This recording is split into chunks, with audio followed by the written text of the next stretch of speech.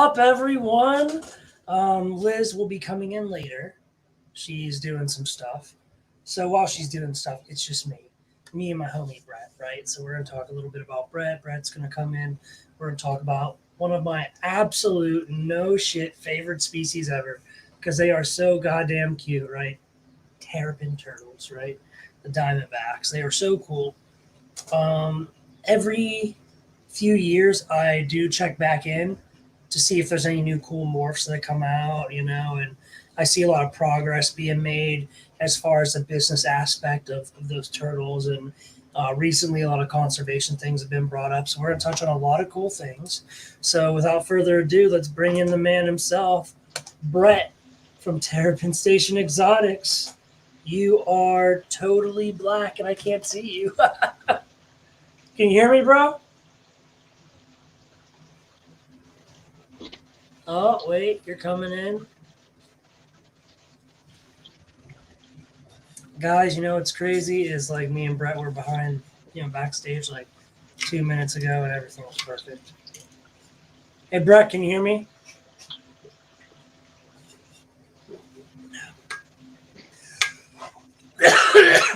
Hey, if you can hear me, just exit out. I see I'm unmuted, but I can't see or hear anything yet, so I'm just chilling. Okay, so hop out, like exit out, and then click the link and come back in. It'll usually fix it.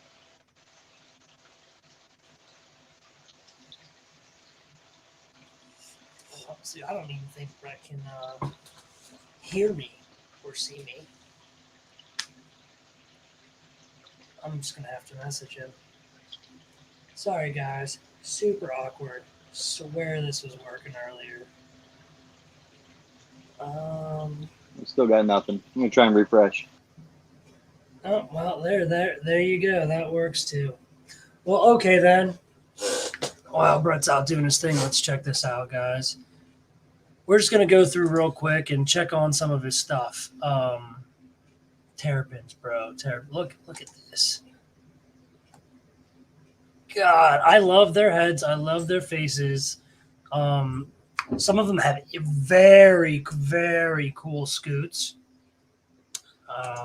So, dude, hold on. I know that they're here somewhere. Look at this. Oh, my gosh. Guys, there's not that many albinos out there. These things are so sick. All right, are we in? Are we good? I think so. How you doing? All right, brother, we are in. Nice. I was showing them, the good stuff. Yeah, that's always good when we have technical difficulties. Yeah, I know. Now, if you ever have an issue, hop out and then just click the link and come right back in. It like always fixes it. Awesome.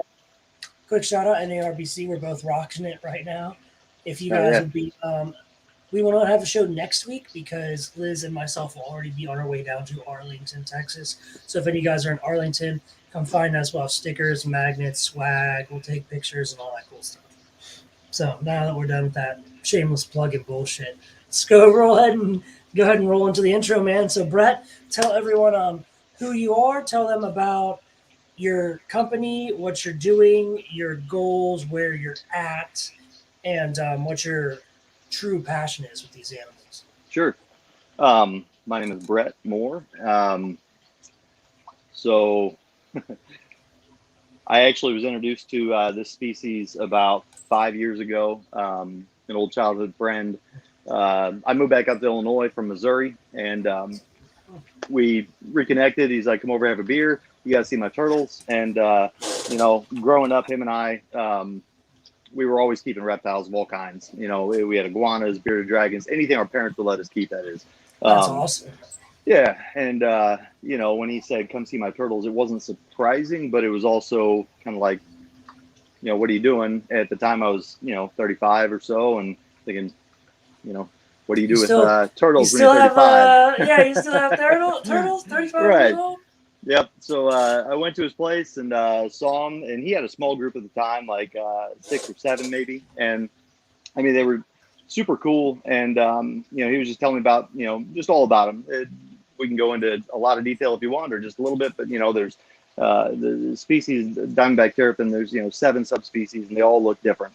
They all have different, characteristics and unique traits, and so there's a whole lot of variation, and I was just fascinated by that. So him and I actually got into keeping them. He had already been doing that for a few years, but so I kind of got on the bandwagon. We together formed a company, and at one point we had well over 100, adult or subadult Diamondback terrapins of almost all the subspecies. Yeah, and this was over the course of 2 years we grew that. Kind of scouring fauna classifieds, king snake, and back in the day, the Facebook, animal groups when you could actually sell and promote the sale of animals. So, yep, those are good old days. We built a really, really large breeding group, kind of like throwing spaghetti at a wall, see what sticks. We didn't necessarily plan on keeping everything, but at the same time, if we found a deal, him and I drove, woke up at like 4 something in the morning, drove 3 hours north to be able to get back to, get to kids' sporting events or whatever it was. And we just really just did everything we could to build the groups. So not going to get into it, but to make it concise, that guy and I parted ways. He decided to go do his own thing. And so I assumed sole ownership of Terrapin Station Exotics. Since then, I've moved, I've downsized, and I have refined. And so sold off quite a few animals last year, keeping the specific ones that I had plans for breeding projects. And so now I have around 50, adults or subadults. And it's a good number for me. It'll probably grow just because that's how it goes. Yep. Between holdbacks. But you'll do the same thing. It's the same thing with the snakes. You get to a size and then you're like, okay, you downsize and refine. Mm-hmm. In snakes, we call it the genetic upgrade. Here comes the offspring. It's replacing the mom because it's more genetically powerful or visually appealing, whatever it may be. Definitely. The mom is sold, and over time, it's a process. But that's kind of the beautiful thing, and what's so attractive about this species to me is there's a lot of genetic diversity. There's within all the subspecies and the different looking animals. There's a whole lot of different variation, but there are very few genetic morphs in Diamondback terrapins. So this year, I'm hesitant to call it what I think it is because I haven't technically proven it out yet in a second generation. But I hatched 1, 2, 3, 4, 5 hypos. So out of one pairing, and that pairing was a mother and a son. And so that to me is pretty exciting because they've hatched before. People have definitely hatched them, but I don't think anybody's ever, intentionally bred that to a line to make a morph. It's just kind of been like, hey, I have a really light terrapin, and that's cool, but I want to make cool stuff with those. And you want to prove it genetic, and then you want to line breed it to look the way you want it to look. Exactly. Yeah, I want to do stuff that hasn't been done, and that's kind of what excites me about really anything I'm doing, but specifically with this species because there's just so much opportunity. Between you have shells that look drastically different, just between two subspecies, and then you have different skin colors and different markings. You have, really, they can look a million different ways. And a lot of people, a lot of the purists are all about keeping the subspecies, pure, and I'll let them do that. That's not what I'm about, and I'm not going to make any apologies about it. I want to make cool stuff. I want to make stuff that looks different than other things, and that's what I'm all about. It's all within the species for now. I do have some map turtles I plan on hybridizing eventually because those are just insane looking. There's a couple of guys here in the States that have done it. There's guys over in China who have done it a lot, and they're just incredible looking animals. So it's all for the pet trade, though. This isn't. It's we're not releasing these in the wild, so people who get upset, they can get upset, and I'll keep doing what I'm doing. But no, it's the same thing. Okay, so we have the same thing in the snake world, right? With for example, carpet pythons, Mm-hmm. right? You got popwins, you got Irian giants, right? So IJs and PJs, right? Mm-hmm. So some people like to cross them to make crazy cool looking shit, and some people keep them pure. And there's some bickering between, but generally, as long as you're within that niche, that community, it is understood that it's like whatever. Right. You know, like you're advancing the species in some way, and that's what matters. 100%. And I mean, you compare it to boa constrictors. There's I don't know how Oh many yeah, different locales there are, but there wouldn't be the cool morphs we have today if people hadn't crossbred things. yeah, And BCCs, BCIs, yeah. definitely. So, you know, um, I respect what other people do and how they breed them and their intentions with it. But I'm here to make some cool shit, and Fuck that yeah, dude. that's what That's I'm what I'm trying to talking do. about. Hell, motherfucking yeah. All right, so let's let's start off with some audience education real quick. Sure. So, what is the difference between a turtle and a tortoise? Just to make it very clear to everybody. Okay. I don't know if I can tell you scientifically. I know tortoises, they live on land. They're going to have the dome shaped carapace, the top part of their shell. Yep. Turtles typically don't. Box turtles can resemble tortoises, but you know, uh, turtles are mostly at least semi-aquatic, Yep. and tortoises typically aren't. So I mean, that's how I break it down. No, that is pretty much it. It is mostly like, and I'm a snake guy, and this is the best way for me to explain it, right? I know they're called scoots, so I look like, is one round like a helmet shell, or does it have scoots? Hmm. And then I look at their hands, right, to Hmm. see, you could see what's made, like you said, for something semi-aquatic webbing, and Right. what's not, what's made for terrestrial or subterrestrial, because there Hmm. are some of those out there as well. Um, Definitely. so yeah, that's pretty much it. Is one is primarily land, one is primarily. Would you say it's primarily water or primarily land, or is it really 50-50? It kind of depends on the species. I mean, terrapins would be primarily in the water, I for know they're sure. always in the water. Oh yeah. Yeah, I mean, they're gonna, come out to bask and to nest, but other than that, I mean, they're hanging out in the water almost all the time. So, uh, yeah, that's how I break it down. No, okay, that's good shit. All right, so let's roll into localities. So terrapins, you said there's 6 or 7 7. different 7. So do you know all 7 off the top of your head where they're all? Yeah, Go I for couldn't tell you it. the scientific names necessarily, but I mean, I could probably do it, but I'd probably butcher the names. So you have your Texans, you have your Mississippis, you have your ornates, you have your mangroves, which going, Texan makes sense, Mississippi makes sense, obviously states. The ornates are going to be the western coast of Florida, like the Gulf Coast. Yep. Um, then your mangroves are going to be down more the southwestern, so the southern Gulf side of Florida, all through the Keys as well. And then you have your Florida East Coast. Uh, you have your Carolinas, which name kind of makes sense. Then you have your Northerns, and so your Northerns, they I don't know if I've always thought about it like they actually span the biggest land area as far as what they cover. Yeah, the But territory's largest. I don't know if that's entirely true. Somebody could probably tell me if I'm wrong pretty quickly, but they go up to about Massachusetts, and so Oh they wow, actually that's up the there. species spans a lot of area. I know there's some the scientific community is kind of working on the genetic side of things and seeing if they're truly one species and 7 subspecies, or if they're just different species entirely. So there's a lot of things going on Yeah, behind the scenes that I'm not privy to. But I mean, that's how it's broken down in the books I've read. That's how it's broken down in the online community as far as what people think about it and everything currently. So if that changes in the future, that changes in the future. But yeah, of course. No, that's wild because so think about an ornate and a northern from what you just mhm, told me, right?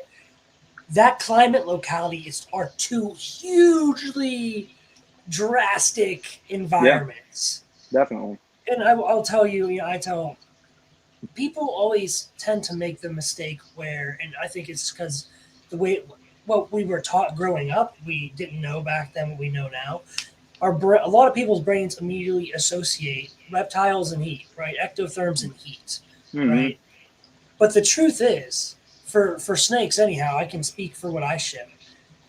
They have a far greater tolerance to cold than hot, Oh, right? definitely. Yeah. Definitely. So we keep their hot spots at 90, right? Mm-hmm. But if it gets to 100, my snake cooks and it's dead, right? Yep. The coldest I let it get is like 78, but Mm-hmm. it can get down to like 40. And as long as you warm it up properly, it'll be fine. Right. So I know there's a lot of turtles out there. There's like a turtle that like stops its heart Yeah. while it I've, brewmates or something and then starts it back up or something.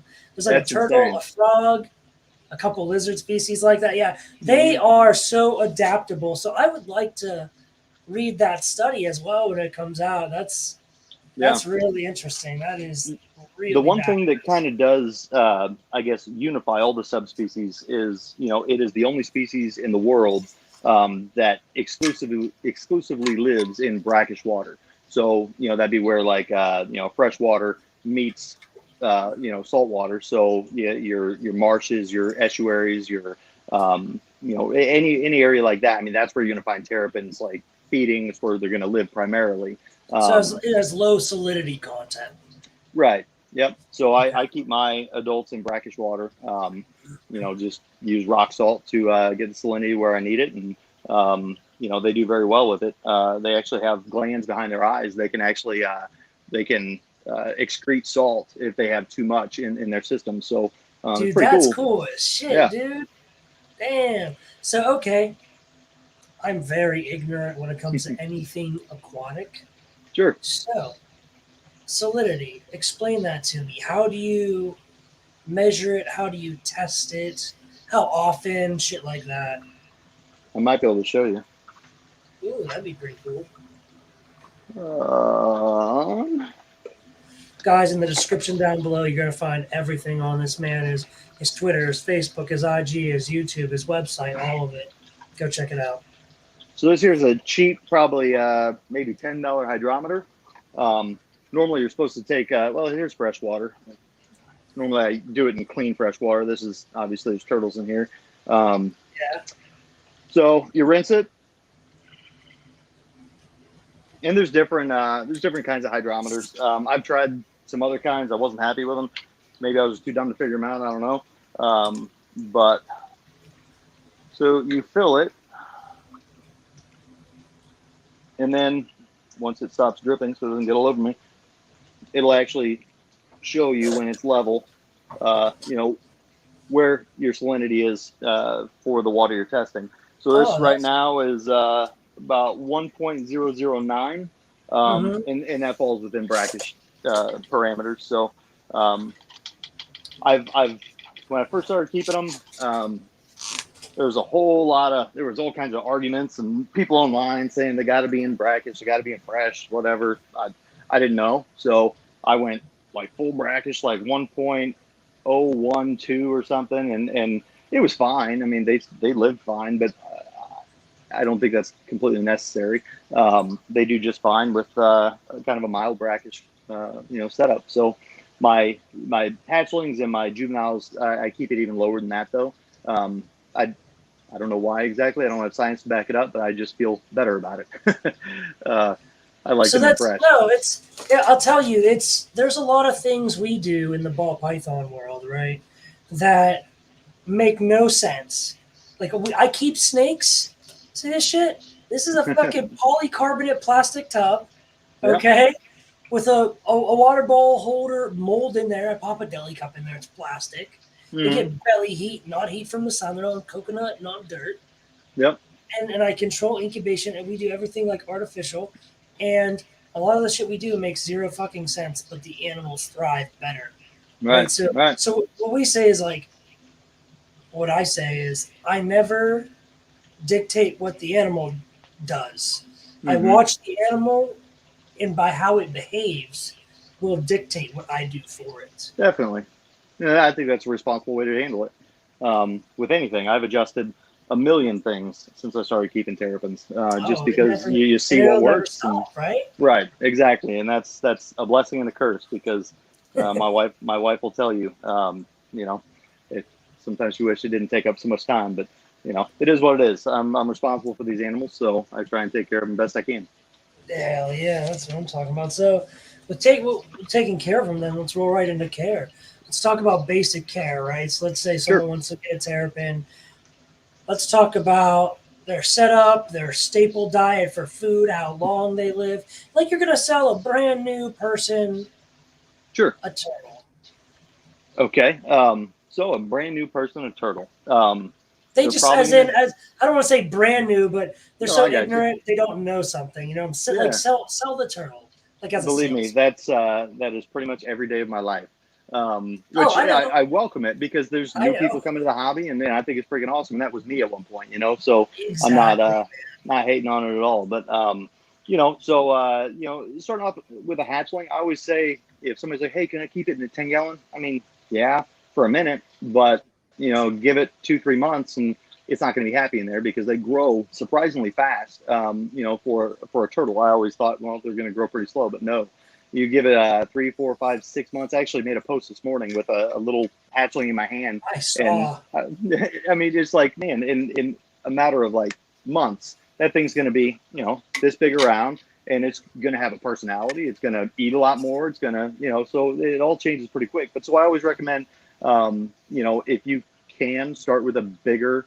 If it's an aquarium, start with a bigger aquarium. If it's a tub, whether a Rubbermaid tub or some kind of situation like that, go that route. And that way it gives them something to grow into. And it's gonna be less pain for the keeper as well, because when you have to change out their setup every month or two or Because however it's too often. small. Yeah. Right. So, it just saved them time and trouble in the long run. But I'd say definitely start with a Tractor Supply, Farm and Fleet. I don't know, everybody has something Oh different by yeah. them, but you can go and buy a 50-gallon tub for nothing. I mean, a lot cheaper than an aquarium for a 50-gallon aquarium. So, Oh um, yeah. I would recommend starting out with something like that. Um, so after that, I would say moving into like food. I always recommend Missouri. It's Mazuri. Yeah. It's a brand of pellets that they make food for all kinds of animals. Crocodiles and Oh tortoises and yeah. turtles and Most rat breeders, they are yeah, Missouri people. Yeah. definitely. So they make a great pellet that once the turtle is large enough, they can handle that pellet just fine. Even when they're little, you can even kind of crunch those pellets and they'll eat that just fine as well. I buy hatchling pellets. Zoom Ed has them. That's what I typically buy is order on Amazon. And then Omega One, they have a juvenile pellet, which is good. Those are a little hard, so I'm not entirely sold on them yet. I love their foods because it's good quality ingredients and stuff. But Yeah. turtles have beaks, right? And Yes. we've had in the past we've had terrapins that would crunch down on a pellet and it'll actually chip their beak and Chip it'll the grow beak. back. Yeah, Oh but yeah. so Missouri's a little softer, so it's not going to do that. I've never seen an animal have those kind of issues with Missouri. But Zoom Ed, Missouri, both great. And I'd say, hatchlings feed them twice a day, 3 times a day, if as long as your water's warm. Keep that about 82 for a hatchling, and then as they grow, you can lower that down to about 80, and then I'd say at a year you can lower it down to about 78, 79, and that's where they can live. I mean, really, forever, unless you're going to brumate them, to prep them for Yeah. breeding and stuff. Um, but so. Yeah, as long as that water's warm, you can feed those hatchlings 2 3 times a day, and they'll grow fast. And so you make sure they're provided with good UVB. So I use Arcadia fluorescent bulbs for my hatchling setups. Actually, probably can see it behind me. Maybe there we go. So I just have these are my holdbacks, just a couple rows there. That's a cheap shelving unit from Lowe's, and it's just some tubs that I plumb together, and I have a pump just running through all those with a filter on them. So I have those UVB bulbs above that, but I don't provide any hot, dry basking until those animals are about 4 inches. And that's roughly about when their shells start to harden. And so when that happens, then you can let them get out of the water and dry out and bask like that. But what we found is if you allow them to bask in a dry area when they're too young before their shells harden up, it can actually cause really bumpy growth. And so, yeah, so letting them, just kind of hang out on the floating plants that I have in there. You can get any kind you want, pretty much, just plastic plants. Put those in the water, let them hang out on that, and then they'll get plenty of UVB from the lights above. So you warm the water. Don't worry about like a heat rock bulb. Or heat bulb until they're older. So believe me, we get all kinds of questions. I guarantee it. No, this is good. This is really good. When they get of age, if you have a female, whether you want her to or not, she will lay eggs. If she's your only turtle, they'll be infertile. So you need to provide her either with a place to lay those eggs, or you got to take her to the vet, sometimes 2-3 times a year to, get her some oxytocin or something to force her to lay those eggs to get them out of her system, because they will get egg bound and it can kill them. That was my next question, was how common is egg bound in them in captivity? I wouldn't say super common. I had one girl 2 years ago that I thought I was going to lose her. She laid most of her clutch, but then she held on to like 2 or 3 eggs. I couldn't tell exactly how many, because one was intact, but the other 2 were completely shattered. I think there was 3.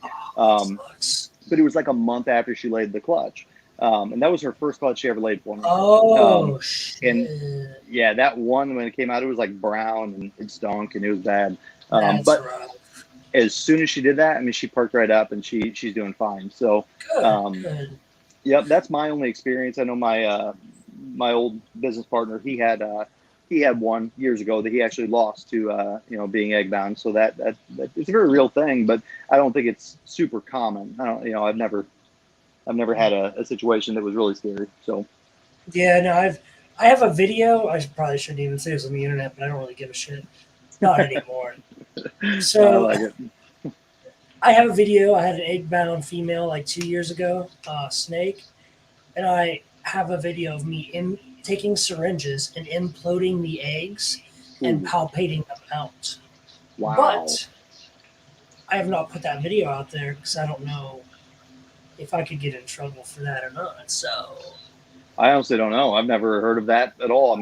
With turtles, they have shells, so you're kind of stuck. You can't do a whole lot. No. Yeah, snake egg shells are closer to leather, whereas turtle shells they're closer. They're more condensed calcium, so they're harder. Yeah, they're harder. But just even accessing through the turtle shell. Absolutely, 100%. So then, here's a couple quick questions I wanted to ask while you were talking, and I was thinking. So, size, weight, age, whatever, however you would describe it. What constitutes a hatchling, a subadult, and an adult? So a hatchling, I would say, is the first probably couple months, maybe 3 months, depending on the growth rate. But once they start to, let me show you. Might be easiest, right? Yeah, exactly. That's always the best, man. Lots of people are visual learners. That's why this is a video podcast. That's the best part. Okay. So here you go. Where am I? Okay. This guy here is a little to your left. About a month old. Yep. And this girl here is about 3 months old. So holy you can shit. see there's a lot of growth that happens in 2 months, right? That's about 6 times the size. Yeah. Just about, yeah. So this guy is definitely a hatchling, and he's a month old. And he probably will be for, I'd say another month and a half. I would consider him. Now she's definitely got some growth on her. I'd say she's starting to be able to be considered a juvenile. Now I know this will be a female, or at least I hope, because of the temperature incubator we're at.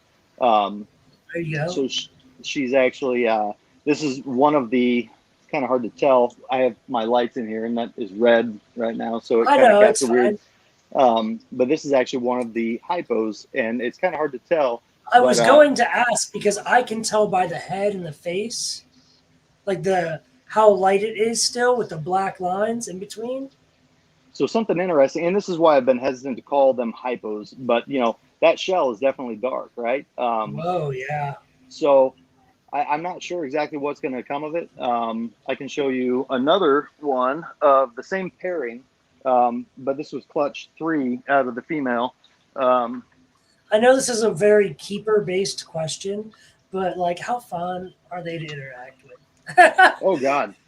So that's actually what drew me to Terrapins is they have so much personality. Like right now, I'm talking to you, and I have probably like right now there's 10-ish adults just swimming up here right next to me, looking at me. They're begging for food. I mean, that's all they do. Yeah, yeah. But they're sitting there looking at me and having fun. And, they know me when I walk in. They swim right up and, hey, Dad, feed us, So here's another one of those little hypos. Now, this is this will be a male as well. That's so damn cool, man. Yeah, so he's about 2 months old. But you can see quite a bit lighter, and there's a little bit of algae growing. I scrub their shells about once a week, but you can see a little bit of algae growing, but it's still a lot lighter than that other one. So I don't know. We'll just see. Time will tell. Hopefully, whether it's hypo or something different, I know it's something that genetically has shown in multiple clutches from that pairing. So I'm hoping it's something that I can reproduce and So work yeah, all into you have to different do stuff. is prove it genetic. Exactly. That's all you have to do. Okay, no, that's so. Then, what constitutes an adult? Then, would you say? Okay, so come here, fella. Okay, so this guy's about a year and a half old. Males mature pretty quick compared to females.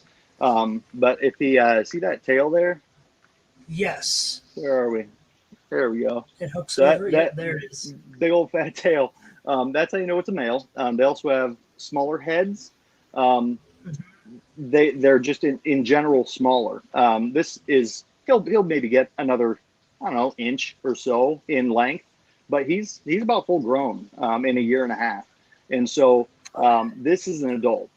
He is honestly about the most hungry breeder out of any of my It's turtles, good. and he's all That's about what his you great. want, man. Yeah. So this Oh, girl, my dude Max likes the hypo. He says he needs it. so this girl, she is Holy the shit. the same exact age. I mean, maybe a month off from that other one, and Wow. so she will be, and she's good size. She's probably 7 inches or so. I'm hoping that next year she'll be able to lay eggs. With terrapins, it's less about age and more about size. If somebody's power feeding and you can tell just by the growth on the shell that there's a level of I guess responsibility with how you grow your animals. I keep my juveniles and my subadults warm until they are mature. There's no point in brumating them, and it just slows down the growth. But she has good, nice, uniform growth. She's actually not that friendly. Oh. She'll bite me in a heartbeat, so I'm not gonna do that too long. But she's beautiful. She was actually, I didn't hatch this one. Thomas at DBT Marley Terrapins, I think what it is on Instagram and Facebook. He's a friend. He hatched her and a couple others I have in here, and so she's not. I'd say she's subadult. She's not quite there. She's never laid before. But Okay. girl, this girl is 3 years old, and she's definitely adult. She laid fertile eggs this year. Let's go turn around so you can Hell see her. yeah, man. So, yeah, she's one of my favorites. I had her since she was a hatchling, and Wow. she's beautiful. Yeah, she is. But Dude, that is so nice. Oh, I love it. I love it, man. we got to get you some. Oh, don't worry. I told you. We'll be making a trip up after Christmas time. Sounds good. Yeah, so what about common illnesses in captivity? So, with ball pythons, we have a lot of respiratory infections, bacterial infections from when we feed live and maybe the snake gets bit, humidity, gets in their bacteria. Very few viral fungal protozoas, right? Not many that we deal with a lot of cloacal prolapses, and I say eggbound is also a very rare occurrence. So what about your side of the industry? What's a lot of common illnesses that you have to deal with in turtles? Sure. I'd say in terrapins, I can't speak to other Okay, yeah, turtles because terrapins. no, you're Yeah. fine. That's what I this just is wanted to about. clarify because Terrapins. Yeah. I just don't have a lot of experience with other ones. But I would say number one would be fungal infections, mainly in the shell. And so you've heard of shell rot, probably. Yep, shell rot. That's a very it's a very generic term for the infections that actually eat away at the carapace or the plastron. But it's something that really just you keep an eye on. I inspect my adults weekly, and so if so water quality is key. If your water quality isn't on par, you're going to have issues pop up eventually, and people don't realize that. I be completely transparent. I mean, when I was new to all this, I mean, I didn't know. I thought, well, hey, I don't see anything wrong with them. I'm good. You didn't know any better, yeah. I didn't. And everybody starts somewhere. But what you learn is when they actually go to shed their scoots, which the females do, once a year. My males do once a year. I've heard other people say their males don't shed as often, but I have yet to have an adult male that doesn't shed every year. And so sometimes it's a little more difficult, and you have to help them along with it, just because their shells are more compact, so it's not the big nice scoots like on the females, right? Yeah. But early on, what I found is when one of my terrapins actually did start to shed, there was a little spot underneath that scoot, and so I mean, you have to debride that. You have to then treat it with, I have chlorhexidine. I actually just bought it's kind of weird. I bought a water pick. You know what that is, like for your teeth. It's like flossing, but with water pressure. Exactly. So I just bought. This is just an idea I had like a year ago, and I totally forgot about it. But I just bought one a couple months ago. And so I mix water and chlorhexidine. And so if I ever have something like that come up, then you debride it, you clean it out real good, and then I use that to actually flush it out, and it disinfects everything. That's great. And then you can treat it with some different things. Most vets unfortunately just don't know how to treat terrapins. At least in Illinois, there might be some, but not where I live. There's boarded vets out there who can. I promise you. I've met a few, but in your area, I mean, it's not a common thing. So, typically it's an antibiotic they provide, and then silver sulfidine, I think is how you pronounce it. I'm not sure. Silver sulfadiazine, SSD. There you go. Yeah. 2%. Yeah, we use it as well. Okay. So normally, you'd fill in the debrided area with that after it dries. Keeping them dry after something like that is key. It just helps. Any kind of fungus needs humidity, needs moisture to be able to thrive. Okay, so you just keep them out of the water. But unfortunately, with turtles, if you catch that early, usually a month or so, and the scar tissue starts to grow over, and they're okay. But if you ever, well, I'll back up a little bit. So almost 2 years ago, we had acquired a group from a guy, super nice guy. I don't know what his situation was in life. He had about 22 turtles, terrapins, and he either got busy with work or something and didn't have time for them anymore. So he contacted us. We bought them. We ended up buying a whole lot of problems. There were some beautiful animals.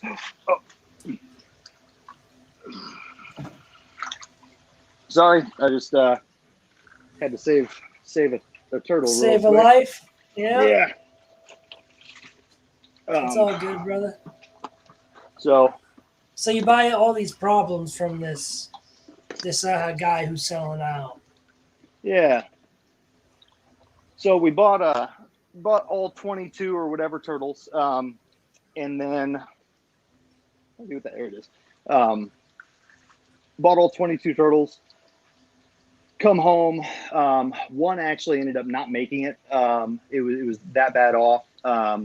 Other ones, what I learned especially because I actually ended up keeping most of that group at my place, was that those kind of infections, they are definitely contagious, and so they will they spread them spread. to. Yep. And so there was a whole lot of quarantine, a whole lot of so I don't buy large groups like that anymore unless I know the person and I've seen the animals and I know they're safe and healthy. But yeah, I kind of got distracted there. Sorry. I don't know what I was saying with all that. You're good. No, we were talking about common illnesses. Yeah. You So remember? okay. Yeah, washing it Yes, out, I putting do. the SSD in, keeping them dry to kill fungus. So they seem to be very prone. I mean, it makes sense. Probably fungal, bacterial because of water, humidity, dark places, and things like that.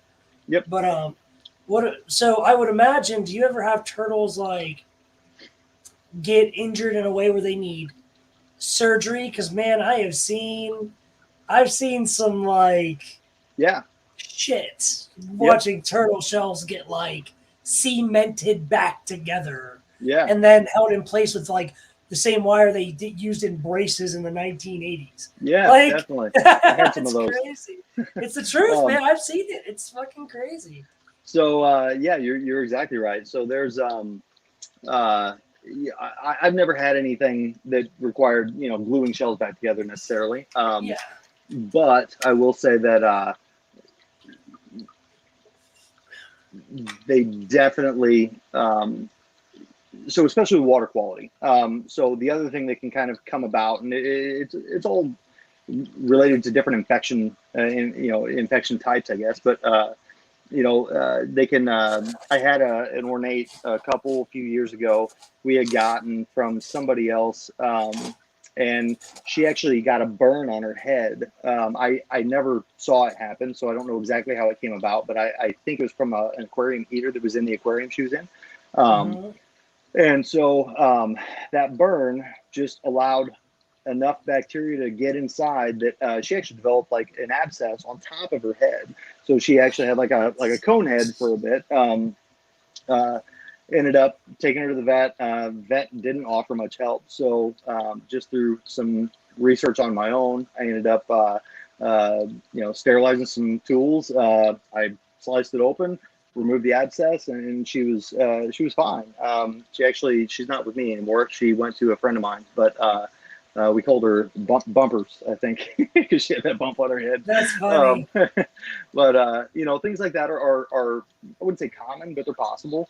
But once again, water quality being key. These animals spend, I'd say, 80 to 85% of their lives in the water. So I think they're eating in there, they're peeing in there, they're pooping in there, doing everything in there. So if that water is if it's even just average, you're opening up to all kinds of different issues. So yeah, water quality being key. So then how long, like what is like the max lifespan of these things? Well, I'm not quite 40, almost. That we know of. Let me rephrase. Sure. That we know of so far. I've heard about 35 years old in captivity. I really think that's very possible. I know turtles can live a very long time. So I can see 35 or 40 years being very doable as far as Terrapin's captivity. But I haven't seen that myself yet. So no, that makes sense. Yeah, ball pythons are like 40 years. I guess it's like nothing. I didn't realize that. Oh yeah, man, they live a really, really, really long time. Are terrapins? What's their conservation status? They're not endangered. They're not. Are they on the threatened list or anything like that? They are. They are. so not endangered. They But are they're on the threatened. threatened list. Yeah. Yes, and so they are definitely protected, and it varies state by state as far as where they're protected. Some states will allow you to, own as many as you want. And these are states I'm primarily referring to where they're native to, because those are the only states that really care Yeah. to restrict poaching and stuff. But Yeah, of course. but yeah, so they are protected. I know Florida up until there's some new laws being looked at, and I'm not sure what's going to happen with that yet. But as of right now, you can own 2 Diamondback Terrapins if you live in the state of Florida. So, well, there you go, Max, the one who was like this guy right here, who really liked your hypo. Yeah, he's a Floridian, I believe. I got you. Yeah. Well, you better get on it soon, because from what I hear, if they change these laws, which that's what's on the docket right now. I mean, they're looking at essentially changing that number 2 to 0. And I was on a webinar last week on Wednesday mid-afternoon. Or no, that one was in the evening. The other one on Friday, I couldn't make it because it was like at 1:30 in the afternoon. Like, who can do that? Not me. But that's what they're doing. They're voting exactly on that. So right now in Florida, you can take one from the wild every day, which Florida actually has probably like 3.5 of the subspecies represented there in the state of Florida. So when I say half, I mean Mississippi kind of blends over, and so there's a lot to consider there. I'm all for restricting the don't let people take them from the wild. That's fine. But if people are breeding in captivity, I mean, holy cow, let people have the turtles they like, right? Yeah, man, that's what I'm saying. Shit. I like it, Max. Yeah, hell yeah, brother. So, all right, so then let's talk. We talked localities. Mm-hmm. So let's talk morphs. Being a snake dude, you can imagine I'm a very big morphologist, right? Yeah. I love them. I love the genetics side, like the true genetic science behind it. So, what do you guys have in Terrapin so far? Because I know you don't have a lot, but I know, especially the past few years, I have seen little other things pop up here and there. Definitely. So as far as morphs go, what do you guys have basically? So we definitely have T negative albino. That's a thing. They're still pretty rare. I don't know the number of them in the world, but I would say it's under 40 or 50. Just guessing. The guy who produced them first, he's been producing them for a number of years. That's we got there, correct? Yep, exactly. Yep, those are 2 years old. So I don't think she'll lay next year. I just don't think she's big enough. But those are so cool, dude. They are. I'm in those love are with badass. them. Yeah, those are really cool. God, look at those shells, man. Like, look at their colors. Like, because I know, again, being a morph guy, like, I understand how limited a camera is. So I, like, in my head, I know what those look like in real life. Yep. And the camera just cannot pick up how amazing those actually are. They almost glow. They're super, super cool. Oh, I believe it. So then what else? Okay, we're on your IG now. So what else do we got? Sure. So now I don't own any of these, but I have seen melanistic animals. I don't know if it's a proven genetic trait yet or not, but I have seen some animals that people claim to be melanistic, and they did look a lot darker than other terrapins, even from the same clutches. So I was going to ask how like black did it look? Pretty dang black. There was a little bit of coloration around the edge of the carapace, but nothing like other ones from the same clutch or even other clutches. So the hypos are definitely a thing. And that's this, right? No, she's not a hypo. She's actually an intergrade, so I wouldn't say she actually is any kind of genetic morph. She's just locality. Two different subspecies bred together. Gotcha. Okay. Yep. So the picture there, well, actually that one right there, yeah, those are those are the three, all from the same pairing. So the one on the bottom is the bigger one I held up earlier of the two little ones. Okay, That's yep. her maybe a month ago or so. I'm not sure when I posted that. Yeah, almost just a month ago exactly, just about. And then the other two are from another clutch of hers, the mom's. Same exact pairing. She wasn't with any other males.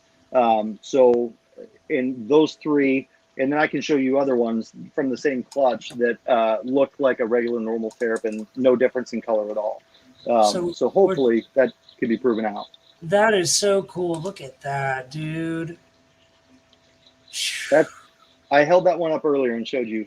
She just looked a little darker because of the algae, but yeah, but God, that is so like, there's all these. There's a lot of among snake breeders, especially old school snake breeders. We have a saying: "Turtles save the reptile industry," because really?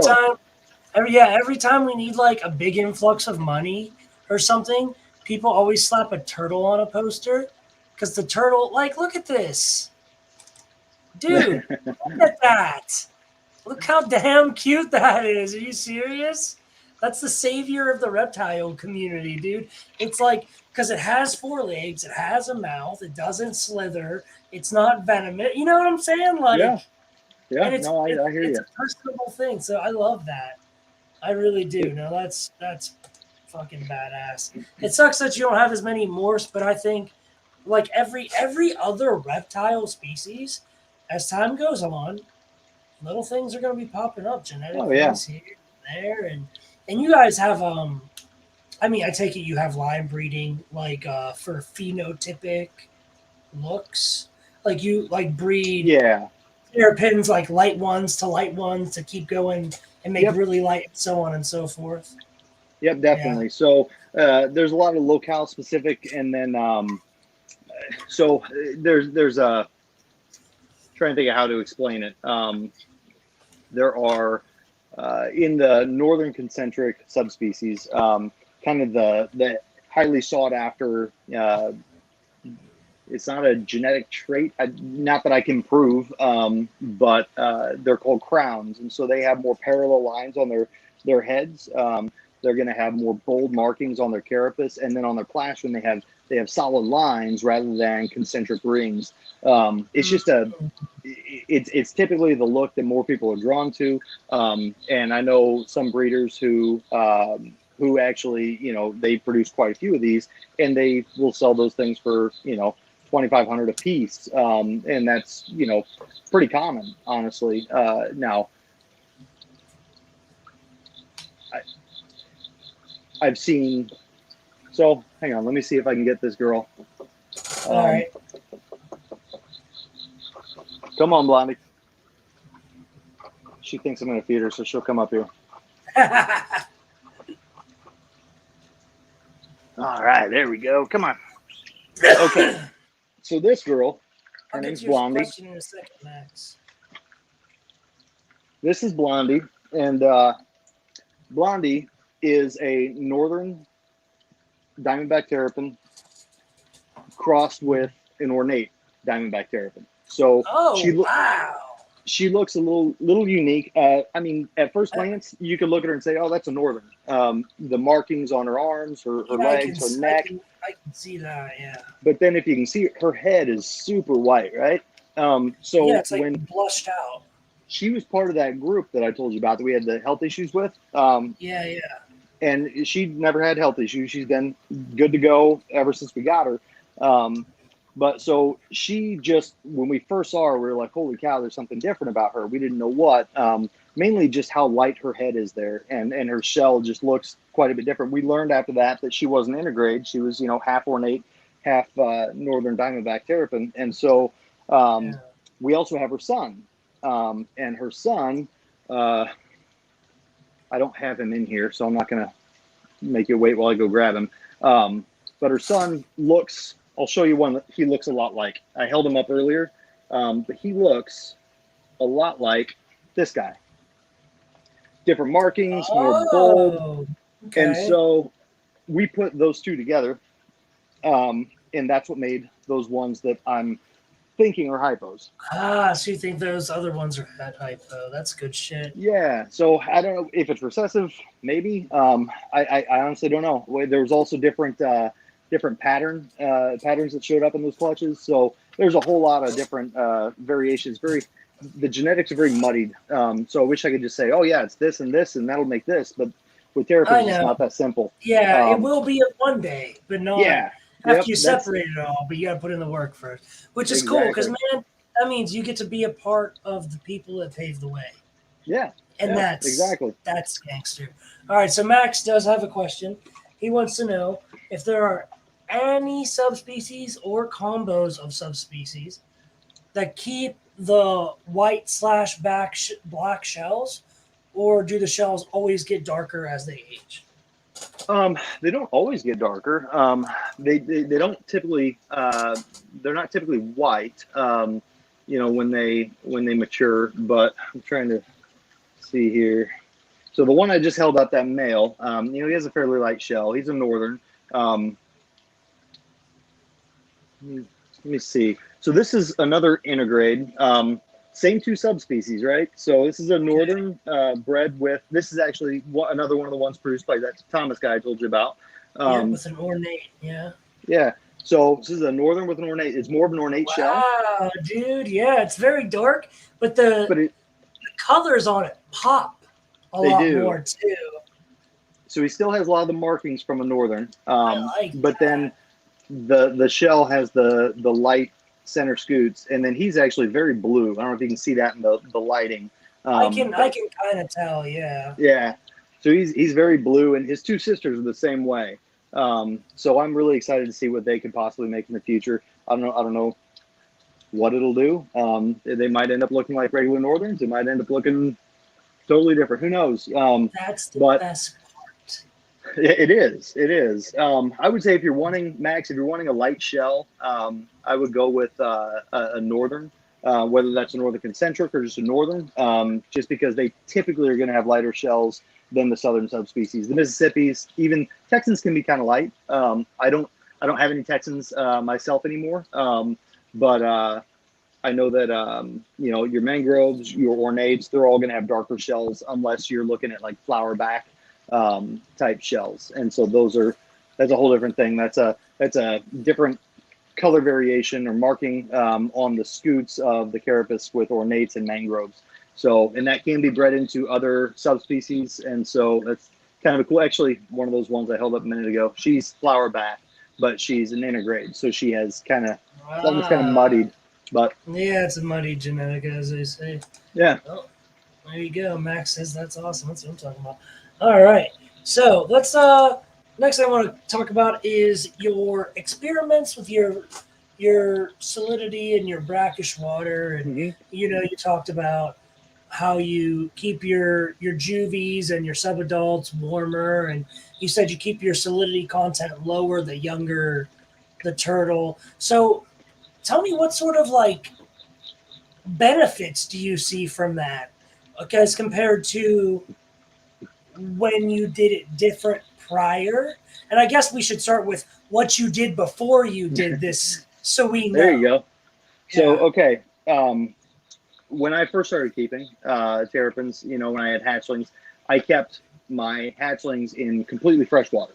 Um, Completely fresh water. I know a lot of people do that, don't have issues. I did that and noticed some fungal infection on the skin of a couple young terrapins, and learned that salt quickly remedied that. And so that's insert salt to now, would they be okay with just full like a 1.009? Sure, probably. But the thing is salt, and this is, I'm not a scientist, and I don't have 30 years of experience with this. This is just me with my 4 years of experience keeping terrapins. But salt prevents hydration in any animal. Yes. Correct. And so I'm thinking, no sense in overkilling it. I have enough salinity for to fight any kind of fungal infection that I'm aware of, at least. And the fresher the water, the better, in my mind. So that's what I do for them. With the adults, I mean, they thrive in the brackish. They don't have an issue at all. And I'm not high enough that they have to have a freshwater soak or anything like that. They do just fine. That I've talked to all of them. They not one has ever told me that they're dehydrated. So That's good shit. just seeing if you're listening. No, that's really, really, really good. So let's talk about jumping back a little bit into the look at conservation stuff, right? Yeah.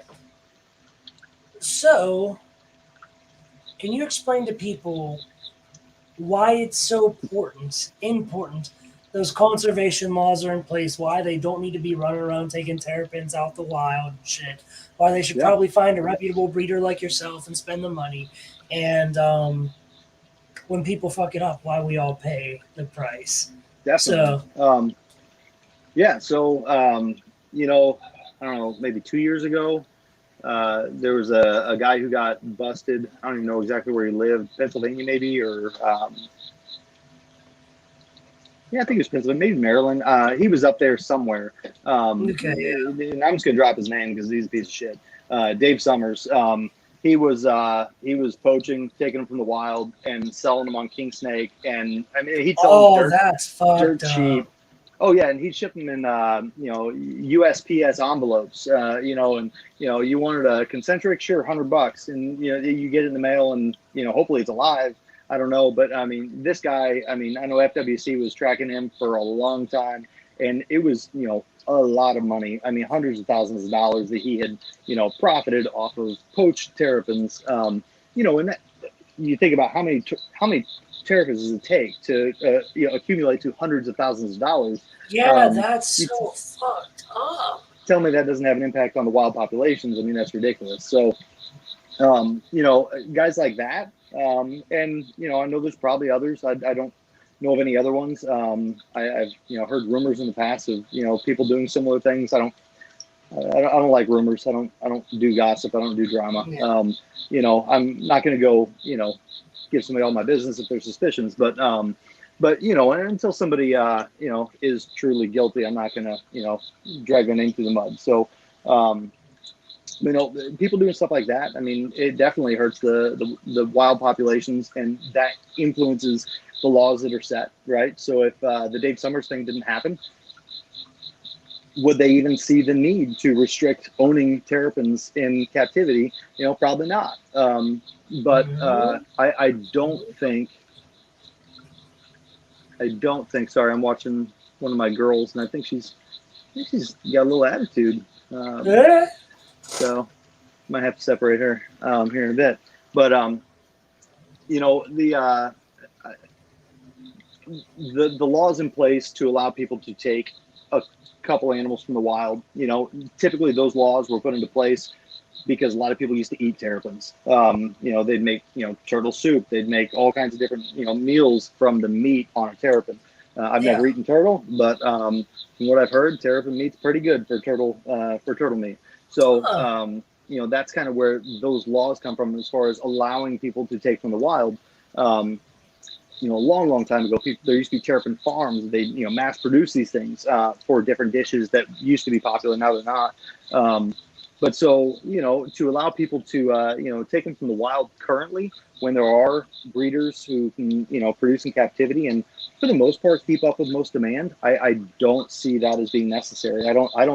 I'm not a fan of, people taking animals from the wild. If it's not necessary, then don't do it. And don't allow it.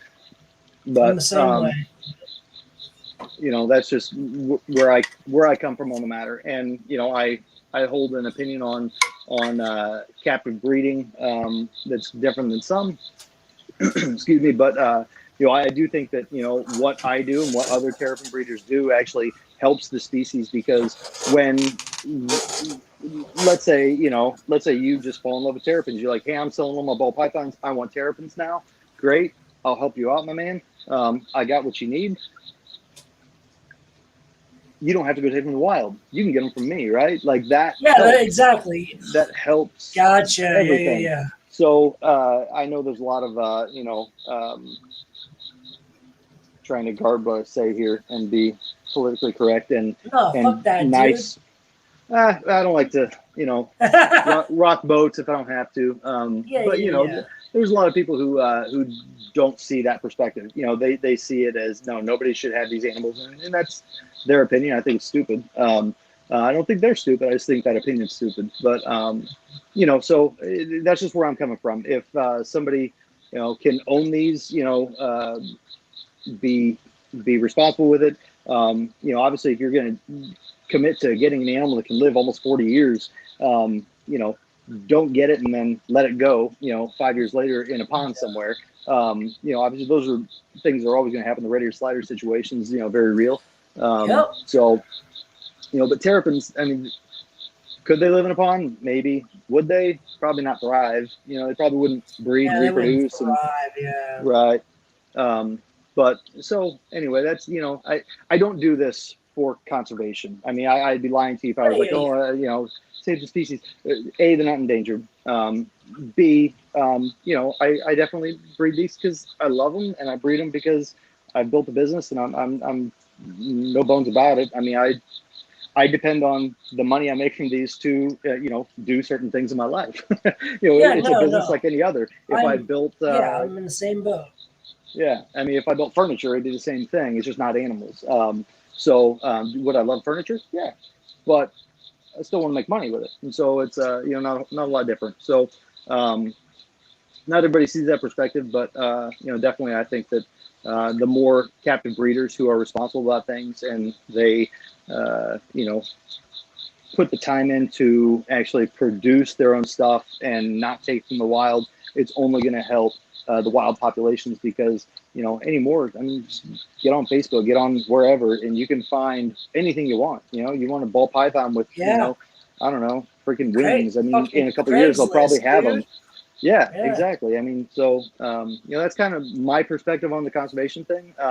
There's a lot of things that they could definitely, do to improve some different aspects of conservation. The biggest things that, hurt terrapins are so road fatalities, nesting season, those females, I mean, they're just, crossing roads left and right, getting run over. I don't know. I don't have a solution for that. Nobody really does because people need to get places and people drive cars, right? Now, is there something that could be done? I'm sure there is. I don't know who's going to fund that. So you have that. You have like ghost crab traps. So, crab fishermen all the time, they put their crab traps out. Let's say a line breaks or, I don't know, he gets an emergency phone call and goes in, forgets that one was there. It just sits there for a long, long time.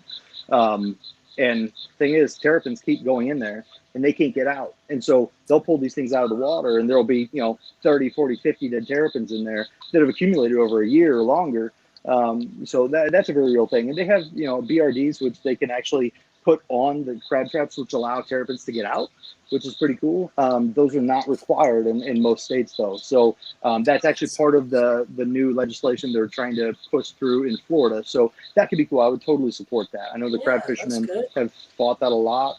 I don't know the validity of some of their claims. I don't know them, and I'm not a crab fisherman, so I'm not going to pretend to be an expert. But I definitely think that restricting people from taking them from the wild, and I don't think we should not allow people to have them though. So if anybody from Florida Fish and Wildlife is watching, I definitely think that you should allow people to own some terrapins down there because they're pretty freaking awesome.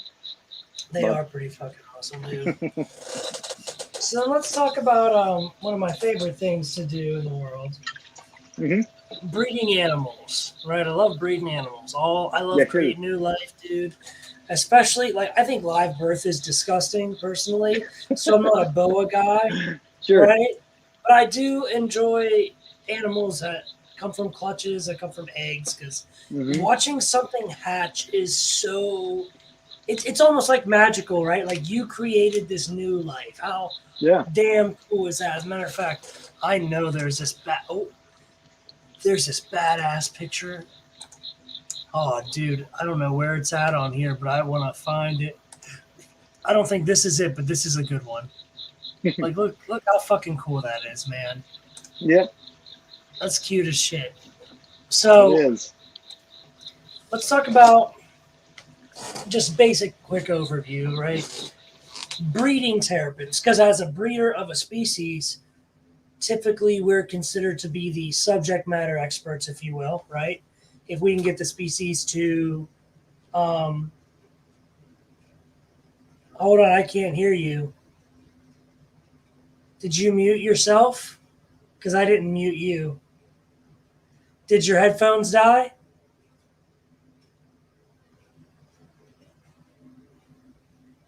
I don't know. You can hear me though? Barely? Mm, better? Whoa, oh, shit. Alright, guys. Well, probably hopping out, hopping back. So, that aside, this is so fucking cool though, right? I don't know dick about turtles. Like, I think this is pretty badass. I hope you guys are coming to Arlington, the RBC. I already got my hotel. I already got the ticket. I'll be there. That's next weekend. If you're going to be there, you need to come hang out. Well, we probably will do some filming there as well. So we definitely got to see some of you guys. But while Brett is figuring it out,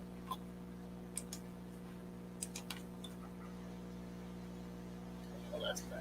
Look at this shit, dude. Look how damn cute that is.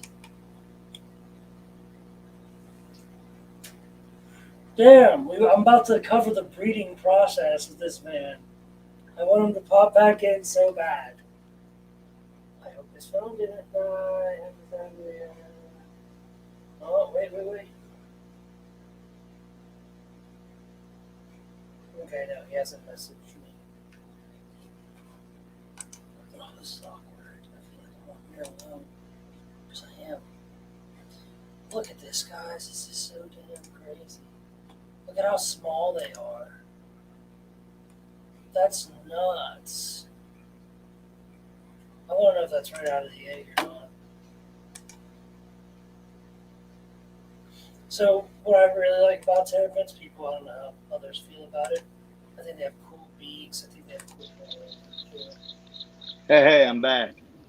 All right, that's what I'm talking about. Okay. Sorry about that. No, we're good. What I miss? Oh, my bad. Well, Max asked me a question. Max, she's doing really good. I should definitely update that on my Instagram. Thank you for reminding me. So, okay, as the species, this is funny, Tracy. As breeders of a species, right? Typically, we're the subject matter experts in said species. If we can get a species to reproduce, that's like we get it. Like we know what we're doing at least with that species, right?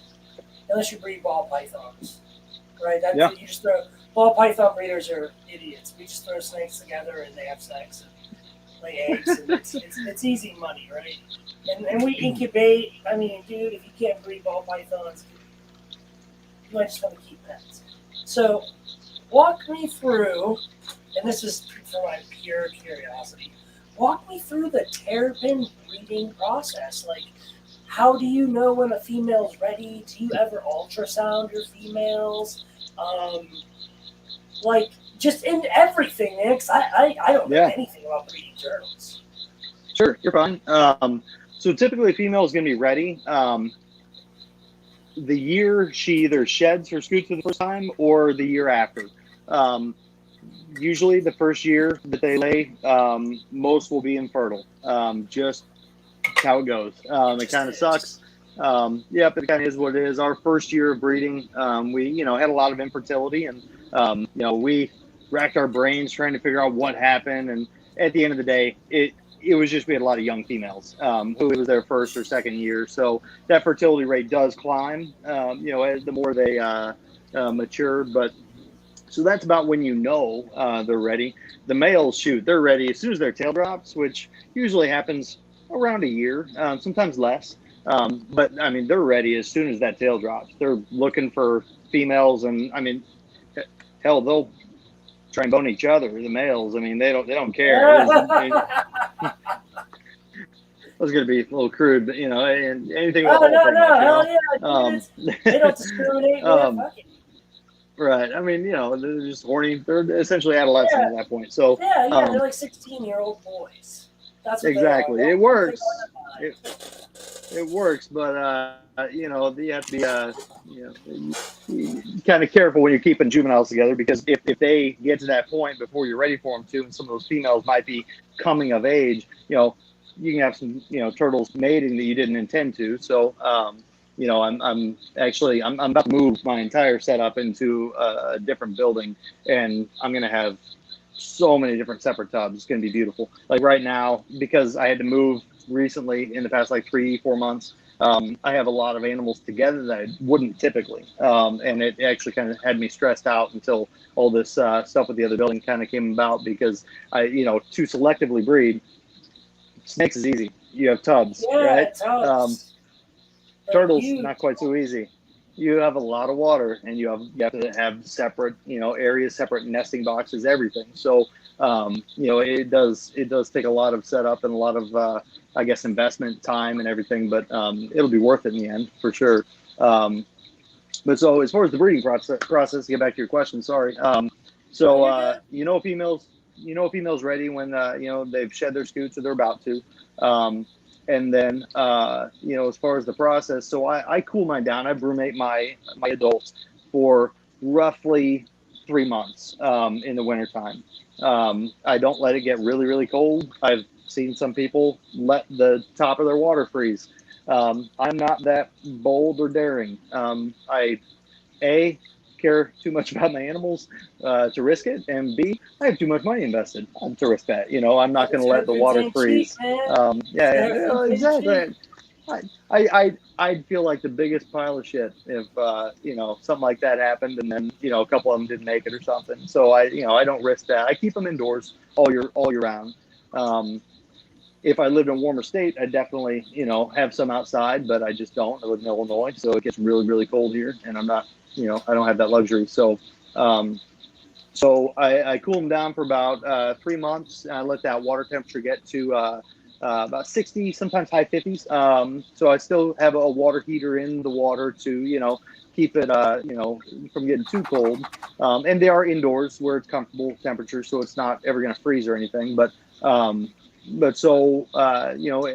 typically around here, at least around February, the end of February, I start to warm the water up. And as soon as that happens, when it's like, and it's a gradual thing. So it's over a couple, 2-3 week period, I'll raise it up, a couple degrees. And when it gets like, low 70s, those males, it's just like a switch flips, and they're just all about it. Like, hey, game time. Yep, exactly. So they step up to the plate.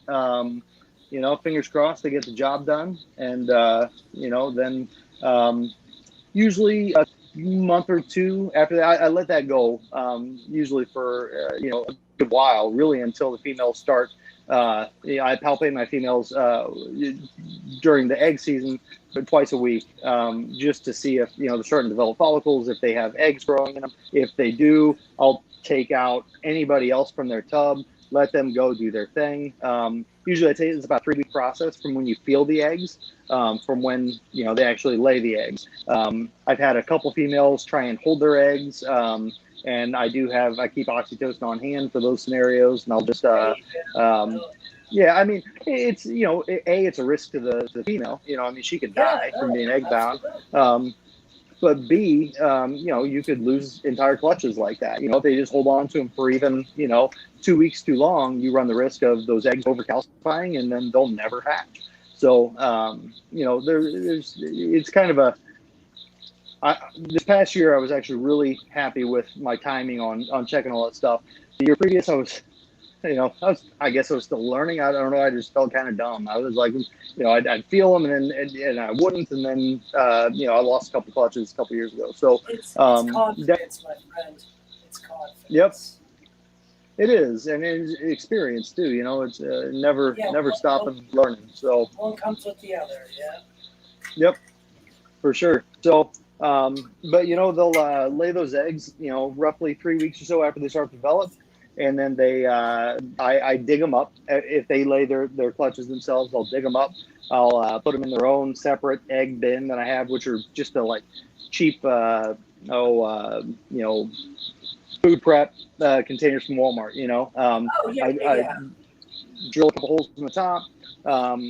This past year, I used 3 different mediums for the actual substrate in the egg container. I have some Pangea hatch, Pangea hatch, I think is what it's called. Hatch It's right? almost like a little. No, it's called Pangea. It's Pangea brand, and it's just called hatch, I think. I don't know. But it's almost like little clay rocks. I like those in some ways because when they're moist and you can visibly tell they're a darker color, so you know if it's drying out in there, if it's so you can kind of just spot check and be like, okay, we're good. I did not do hatch right this year. I was going to, but I had success with the other stuff, so I didn't mess with it. And then vermiculite is just my go-to because that's what pretty much every reptile breeder in the world has used in some way or another, and it works. The thing about vermiculite is you can't tell if it is drying out, and so I always play a guessing game. Do I need to add water? And then I had too much, and I had a clutch that I over watered. Most survived, not all of them. Lost a couple really nice animals this year. So that was early on in the season, and it was right in the middle when I was moving to. So whatever. I'm looking for excuses, I guess. But but It sucks. It is what it is. yeah. Yeah, but I learned from it, and so next year I'm going to do something different. I actually have a couple laboratory incubators, Thermo Fisher laboratory incubators coming. Those are ordered, and they'll be here probably in a month or so. And so those should be real sweet. So I actually work for a company who we're one of the largest COVID labs in the country, and so the owner is a friend of mine, and he has a connection with Thermo Fisher. He said, "Hey, if you want some incubators, I'll hook you up." So I said, "Great." So I get like a 40% discount on those, and it's all right. So yeah. So I'm not sure if I'm going to do open air incubation next year or if I'll continue to do the egg containers, but I know they have humidity regulation within them, and so I might just do a trial run early on and see how it goes, and take it from there. But incubation's around 60 days, so depending on their temperature sex. So the warmer you incubate, you're gonna make more females. The cooler, you're gonna make more males. Normally, I have an incubator set up for both. And I never 100% guarantee what they're going to turn out to be because you never really know. Nature does what it wants. But yeah, so anywhere from 55 days to 70 days. I had a couple this year that lasted way longer than they should have in the incubator before they hatched. And so but then you have little baby terrapins. Typically, they're going to stay in the incubator for about a week. Sometimes not quite. Their yolk sac needs to be absorbed still, so they'll dig down under the substrate and just kind of chill. And then, once that's absorbed, sometimes there's like a little nub there still, so you can still take them out. And from there, I don't know if you can see, but these guys up here, they are just your cheap Sterilite drawer things you get from Walmart, right? I noticed that, yeah. Yeah, like $6 a pop, right? Yep. But so I keep the hatchlings after they absorb their yolk sacs in there. So in the wild, this is something that my old business partner and I kind of learned last year after we encountered a couple hiccups keeping some hatchlings. But in the wild, hatchlings aren't out in the open ocean just swimming around. They'd be prey to anything, right? Yeah. Yeah, so they spend most of their time actually hiding under like ocean wrack, it's called, like seaweed and different vegetation debris. And so in some wet, moist areas, but they don't actually, go out to the open water often. And so I keep the hatchlings for the first probably month of their lives in those things with wet paper towels. And so they'll bury underneath them and just kind of chill and take them out, once they feed them, give them fresh paper towel, clean out the whole bin, and then put them back in. And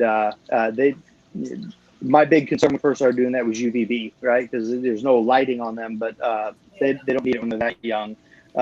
It's not an issue until they get a little bit older. So yeah, but so that's kind of the whole process from start to finish, breeding. So, so then what I've noticed with terrapins is it seems like they're actually pretty fairly hardy, like against things immediate. But if you can't keep their care consistent over the long term, they go to shit. So Definitely. they're hardy to an extent. I like that. Like that. That means as long as you're like me, you know, I've never kept a turtle, but I have kept enough different species to know how to research how to keep a turtle. I have you. I can always hit you up. You know what I'm saying? There's resources out there, so it's really cool and interesting to see. Like, I researched this, I figured it out in the wild, and I applied it to captivity. That's fucking badass. And it's again paving the way. Straight up paving the way. So, okay, before I move on to the next thing, how is it difficult to get them established? So, like, what I mean by that is, for my ball pythons are known to be pretty finicky eaters, right? So, what I do is I throw a live prey in there, live prey item, and I get them started on live prey. If my customers want them switched over to frozen thawed or whatever, I'll switch them over. But I feed live just because it's better. It's a faster, more consistent feeding response. But I get my snakes nice, big, fat, and healthy because when I ship them off, I don't know who the fuck they're going to. I don't know if that person knows what the hell they're doing. So my snake down the best. Like, it has a lot of like good fat reserves on it. It's good eater. That's what I mean by establishment. Like, get it eating, get it fat, so that when you ship it off, it has a hardy enough body position to go to someone who is new or seasoned. So for establishing terrapins, do you ever have any trouble? Like, sometimes I need to assist feed a ball python. Sometimes I need to force feed a ball python. I never have issues like that. You will have some just straight out of the egg that are like, unless it's shrimp, I won't eat it, you know, and then they'll just be super picky. And so I have a, here's my Zoo Med hatchling pellets. That's just straight Zoo Med hatchling pellet. Okay. This here is a smaller thing of Zoo Med hatchling pellets mixed with dried bloodworms and also mixed with dried shrimp. And so my picky ones get this just to get them eating. But since the pellets are in there too, it's easy. It's an easier transition to get them here. I don't sell hatchlings unless they're only on this. That way I can trust that really anywhere they go, once they acclimate and they get kind of just, you know, familiar and you know, the stress of the shipping is gone, that they're not going to, you know, hesitate to eat really whatever somebody would throw at them. So that's what I haven't had any issues with anybody I've sold hatchlings to that, you know, hey, they won't eat.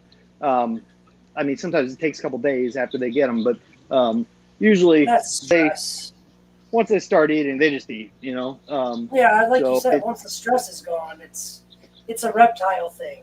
Environment and stress. They're not going to eat if they're stressed, if their environment's not right. Definitely. You know, for sure. All right, next one. So first thing, next, go ahead. Hey, my dog's down here. Okay. So go ahead and plug all the places real quick where people can find you. Where people can find me? My website, which is just terrapinstationexotics.com. Mostly I'm on Instagram. I mean, that's where I post everything too, and then it just copies to Facebook because whatever, it's easy. Yeah. I think there's a Twitter account out there. No, maybe I took that down. I don't even know. I don't do Twitter. It's in the description below.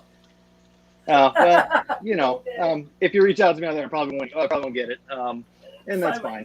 You can just, you know, do the other ones. Instagram, Facebook, those are the two that I'm on mostly. But, you know, if you ever have, you know, just a question, you know, email terrapinstationexotics@gmail.com. I mean, hell, you email me or message me and you're not a really creepy person, I mean, I'll 9 times out of 10 give you my phone number and you can call me, whatever. I'm not gonna do that on here, but Yeah, at the end of the day, if people have questions, I mean, you're potentially a customer, so I'm gonna take care of you. But also, I like talking about turtles. So yeah, if you man, want to hell call me yeah. and shoot the shit and talk about some turtles, I'm all about it. So even if you don't buy one from me, I don't really care. I have a lot of people who I've developed pretty good friendships with over the years who also keep terrapins. Some of them have bought some from me, some of them haven't. And, it's just something that I thoroughly enjoy. I have a full-time day job, but this is also a full-time job for me. It's just on top of the day job. So I do it because I love it, but it's also something I'm very passionate about. So.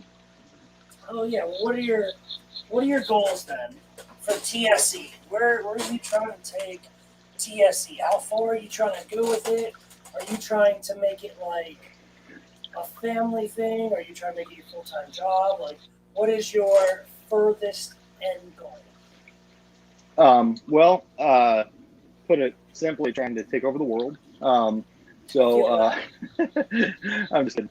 Same thing we do every No, night, Mickey. there you go. You got it. Um, so I don't know if it'll ever be a solely full-time thing for me. Just because I have a wife and a kid at home. I have a stepdaughter who's almost 25. So today the 9th. Yeah, tomorrow's turns Tomorrow's the 25. ninth. So Oh tomorrow's the 9th. shit. Okay, so day after that, she turns 25. And then my son's 14. And my son is, like I said, 14. So he doesn't express a whole lot of interest in anything but girls and sports. So, he's not going to be taking over the turtle thing anytime soon, if ever. So it's kind of my gig. And really it's a pretty dang fun side hustle thing for me. It's sometimes an escape, sometimes it's a labor of love. But I mean, really, I want to make every year. Eventually, I want to be able to make some cool stuff that hasn't been made before. Whatever that looks like in the long run, I don't know. Whether that translates into a bunch of money or not, whatever. But just making cool stuff that hasn't been made before is kind of what I'm after. And like I said, I'm moving everything into a very large facility compared to anything I've ever been in before. It's like almost 3,000 square feet. So I'll have a lot of room to grow. Not necessarily looking to get into other species, but possibly adding to the groups and doing some different things down the road. So I want to perfect some of the stuff that I'm already working on. So I have most of the subspecies that I want to breed. So I want to hone those in and amplify the traits that I like, and continue to make those down the road.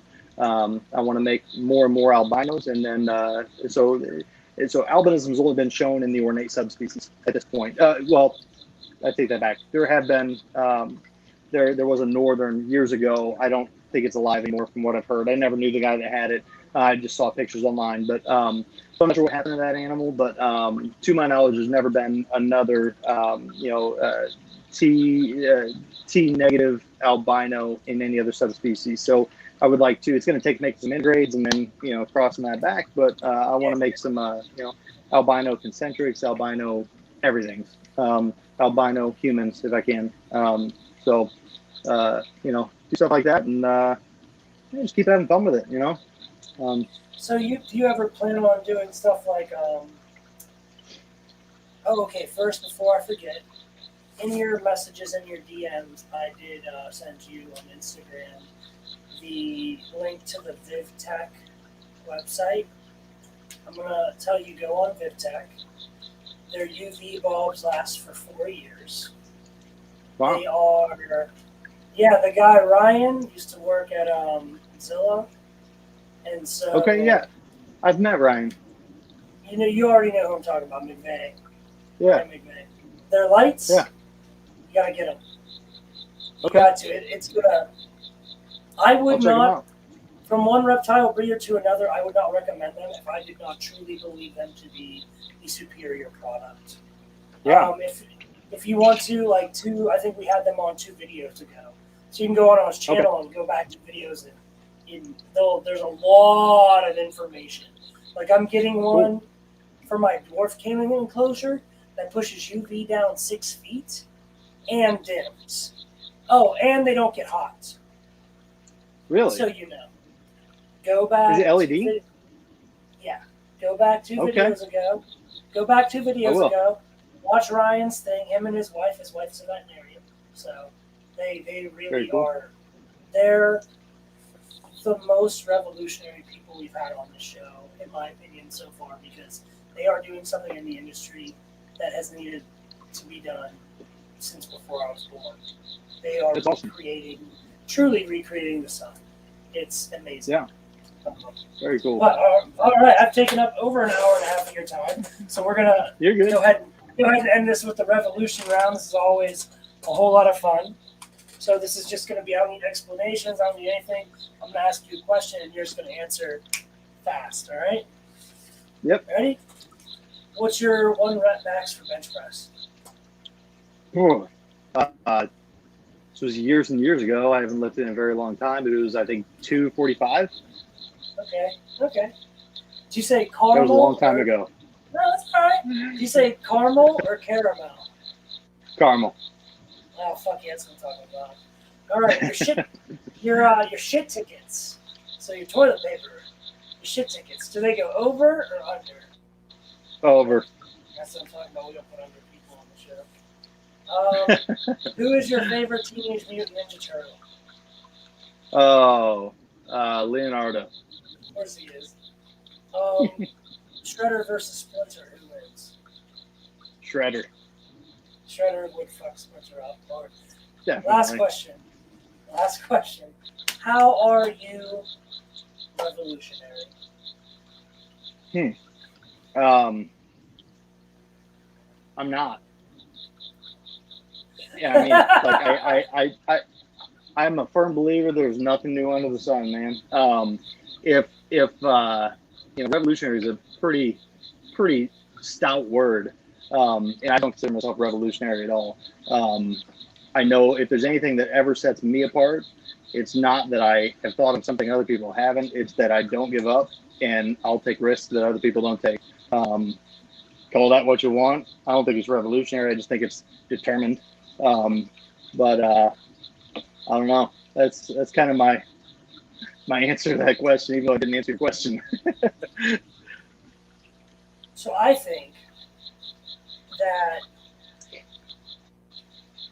you're in a place right now where things are happening and they're happening around you, but they're happening so slow that you can't see them happening. And in 20 to 35 years, your name could be in the Terrapin books. You could be the guy. You could be like the Brian Barczyk who laid the road for me to breed my Boegas, my Python Regis, my Taliqua Gigas. Like, you might not be revolutionary now, but your potential to be revolutionary is right now. Yeah, I like that. Well, that would be an honor if that ever came about. But right now, I'm just trying to have some turtles. That's the fuck I'm talking about. I'll definitely, if you can get down to Arlington, you should, brother. You really should. Man, I would love to. I know I can't this year. It'll probably be next year if I can. But how about Tinley? Are you going to Tinley? I'm actually going to be moving during October Tinley, but I'll be at March Tinley, March, and then April Arlington. I go to all the NARBCs if I can. So you're gonna definitely see me there eventually.